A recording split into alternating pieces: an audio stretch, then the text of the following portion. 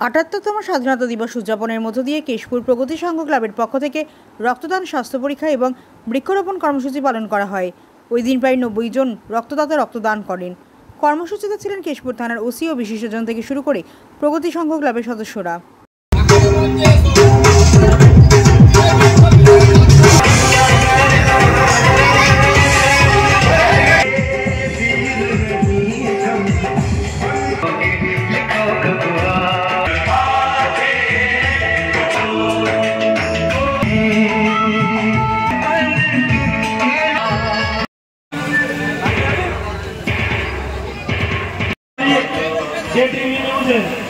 ওনাকে আমরা আন্তরিকভাবে ধন্যবাদ জানাচ্ছি।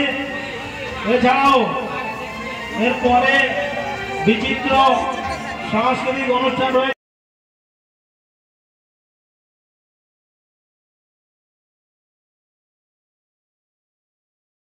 15ই আগস্ট উপলক্ষে ৭৮তম স্বাধীনতা দিবস উপলক্ষে আমাদের কেশপুর প্রগতি সংঘ থেকে সকালবেলা পতাকা উত্তোলন এবং তার সাথে সাথে আমাদের ব্লাড ডোনেশন ক্যাম্প, 100 জনের বেশি আমাদের আজ ব্লাড ডোনেশন এবং তার সাথে আমাদের ছিল মধ্যাহ্ন ভোজন এবং বৃক্ষরোপণ ও বৃক্ষ বিতরণ এবং সন্ধ্যায় একটা সাংস্কৃতিক অনুষ্ঠানের আমাদের ব্যবস্থা রয়েছে।